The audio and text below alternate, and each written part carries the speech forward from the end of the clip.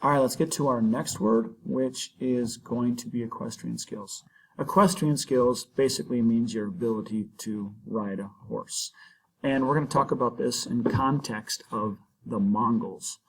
The Mongol army had the best equestrian skills at the world at this time. Kids were basically riding horses about the same time they learned how to walk. They spent most of their day on their horse. They trained on their horse. This is going to sound disgusting, but if they had to eat, they could literally cut their horse and drink the blood. Yes, they could. And they actually carried their food on their horse and everything, so they could eat, they could keep traveling, and they could go on their horse, traveling up to 100 miles a day. They had a mobility that was unmatched by anybody. So when the Mongols came in and attacked, they would even use their horses. They would come in, they would attack, then they would flee away and do a fake retreat, and they would come back at you again. And they were just really hard to defeat, especially because they were so good with their bows that they could go full speed, take their bows and shoot them at you, and you have to chase them, and they were better on a horse than you were. So the Mongols were able to defeat so many people because of their arban, their military, and also because of their mastery of equestrian skills. Yasa, which is laws and codification. If you're going to run an empire, you got to have laws. So there was Yasa, which was the laws and codification of the Mongols. Very historically significant because it basically guaranteed religious tolerance and protected trade. So people could practice the faith that they wanted to, and the Mongols were all about getting trade going, especially on the Silk Road, when they knew how much money they could make, being such a good mobile people, moving goods back and forth. All right, so let's get to Kublai Khan. Kublai Khan, who was the grandson of Genghis Khan. Now, when I talked about the Mongols ruling the largest land empire, pretty much Kublai Khan was alive when this was happening. Kublai Khan was able to take over a huge amount of area after Genghis Khan and was able to defeat China and establish the Yuan dynasty, where they were able to rule over China directly. Kublai Khan was able to defeat the Song dynasty and establish the Yuan dynasty, which ruled in China from 1271 all the way to 1368, about 90 some years. Not bad though, but no one else took over China. So Kublai Khan was, he built the modern day capital of Beijing and ruled from there. And he was also known as he could be brutal when he was brutal, but he was also known as being very tolerant of other faiths and religion. Marco Polo wrote a lot about him as well. Just like his grandfather, Genghis Khan was another brilliant war general as well. Let's get that Yuan dynasty going. I kind of gave it away there. The Yuan dynasty was the dynasty where the Mongols took over China. They were able to defeat the Song dynasty. They were able to rule China from 1271 to 1368. It was a short-lived dynasty, but it had a profound impact on the world because in the Yuan dynasty, when the Mongols were in power there, they were able to move a lot of Chinese trade goods in and out and basically give a lot of the goods of China out to the world and bring other goods in and increase trade. That's the Yuan dynasty. All right, our Swahili Citystates. Here we see our Swahili Citystates located right here on East Africa. There's a whole lot of them. They were very engaged in the Indian Ocean trade, trading many of the goods of the interior of Africa out to other places like India and into China. The main language that was spoken was Swahili, which was a combination of Bantu and Arabic. A lot of influence came from Arabian culture. Islam came into many of these Swahili city-states, and they built and became rich off of trade in the post-classical era. The city of Kilwa was a very significant trade route. It was the furthest south that a trader could go during a typical monsoon season. And Kilwa was very important because Kilwa was a city that grew and linked trade from the interior of Africa to the Swahili coast. It was a place where you'd get the goods from the interior of Africa and would begin moving them to the Swahili coast. Again, had a lot of Arabic influences. There's mosques that exist in Kilwa to this day. It's definitely a place of cultural diffusion between traditional African beliefs and Islam. Very significant for trade and cultural diffusion of this era.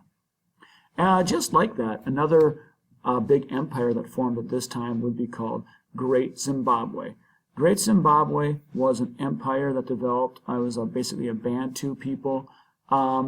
It was out of the reach of Islam, so it didn't get as much cultural diffusion of Islam coming in. It kept most of its traditional African beliefs, but it's known for building its great, huge stone city. We can see some of the ruins of Great Zimbabwe here. And Great Zimbabwe was a great stone African city and empire that engaged in trade on the Swahili coast and was able to keep many of its indigenous African beliefs while also gaining riches from being involved in trade that would go to places like Kilwa and then to the Swahili Citystates as well. All right, if you're done with part 2, you can pause there. I'm now just going to go right into part 3 of the vocab words. So you can pause there and come back to this if you want. But let's get part 3 done. Let's talk about feudalism. Feudalism was an economic system that rose in Europe and Japan. Feudalism is basically the idea that you have a lord who is basically running the land. They're not a king, they're like a noble, like a person a little further down. They are running the kingdom, and you have peasants who are farmers who are on the land working for the lord. In Europe, we would call these lords who are running here, and they would have knights who would basically enforce their will. So you would have like, kind of like, think of, you had the whole like land, and you had it broken up into small little patches of land, and all the lords ruled their small little plots of land. They had peasants who were poor farmers in their land, and they had knights who were there to basically make sure that the peasants did their jobs and were their small little armies. So a whole bunch of lords running small pieces of land who had their knights as armies. That's pretty much the way it was in Europe. In Japan, it was just a little bit different. You had a shogun who was on top as the emperor, who was kind of powerful, but not really. Then you had the daimyos, and the daimyos were basically the lords who were running their land, and the daimyo had samurai, who were basically their knights. Yes, the samurai, the guys with the swords and everything. You'll see a video on them coming up. Yeah, because samurais are cool. So that would be feudalism. Very historically significant, especially for Japan and Europe, because they don't really become strong empires because they have lots of lords and daimyos running small areas of land. Let's get to our next one, which is Vikings. All right, Vikings, awesome football team that hasn't won much lately. Anyway, no. The Vikings, we've already looked them up, so I'll be quick. The Vikings were pretty much, they were people who built longboats, people who built ships, who terrorized Europe at this time, would come in the rivers and would pillage, plunder, and steal. They could also go on the seas, and they were able to do exploring and got all the way to North America, which is pretty cool, and were awesome, badass fighters. Those are the Vikings. Now we'll get to our next one, which is the Magyars. The Magyars. The Magyars. Magyars. Magyars. I think I'm saying that right, but it's pretty fun to say. They're the Huns, basically. Oh my, the Huns. So the Magyars are from Central Europe, and they start coming into places in into the former Roman Empire. They start taking over land. They do this in India. They are the ancestors who come from China. Eventually, these people become the Hungarians, is kind of how we know them today. But they're the Huns. They're the horseback riders who are able to come in. They're able to take over large parts of Europe and India. Think of them as the Huns. They are people who come in, and they're able to take over land, fight, and they hold back a lot of Europe at this time, just like the Vikings did, in addition to places like India as well. So the Magyars are basically Huns. They are a branch of those, badass horse riders. All right, let's get to our next group, which is the Knights. The Knights are basically the army of the nobles in Europe. The Knights are the armies of the nobles in Europe. They'll fight other knights and nobles to try to take over land. Land kind of goes back and forth for a long time in this post-classical era in Europe. And they also make sure that the peasants are doing their jobs on the farms. And they kind of beat up on the peasants. We think of the knights as being these romantic, long-haired guys who are defeating dragons and taking women away who fall in love with them. They're kind of assholes, really. I mean, the knights beat up on the peasants all the time. They basically enforce the Lord's will upon the peasantry of Europe. Most of the peasants can't stand the knights. But lots of poems and stuff are written about them at this time. All right, the samurai. Samurai have the kind of same reputation in Japan, and they do basically the same thing. So the samurai are basically, they enforce the will of the daimyo on the people of Japan, who are mainly the farmers who have to farm for the daimyo, who are the lords who rule their land. So the samurai are the hired muscle in Japan, just like the knights are the hired muscle in Europe. Significant, knights are significant because they basically enforce the lord's will, and samurais are significant because they force the daimyo's will upon the people. And this basically keeps the system of feudalism going, both for knights and for samurai. Wow, and I just realized I messed up on the packet. Where it says Japan, it should say samurai. Here's what I'm going to do. Let's do the chop or rice thing for samurai.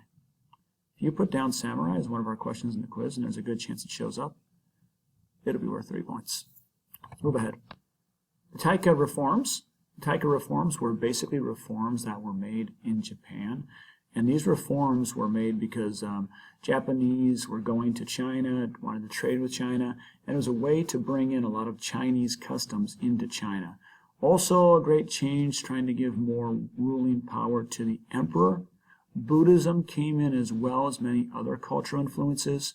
It was short-lived, didn't last that long, and China kind of went back to the feudalism that they had before it. Historically significant, though, because it increases China's influence into Japan. Our last word is the equal field system. So I already covered that one in China, but we'll talk about that one here as well. The equal field system was attempted to be brought into Japan to make sure that the peasants could have land, that it wouldn't be given just by heredity, but it fails. It ends up failing. It doesn't do as well as it did in China, and you can just add that as a note, equal field system, for your notes on the last page. Well, that was all we got. We made it through the vocab again, so you guys survived. Sorry my kids weren't here this time. Cesar is really excited. He will be in a video shortly, along with Ella again, and she can play with my keys or something, or say some cool terms. You guys are awesome. Keep up the great work. I'm going to see you in class.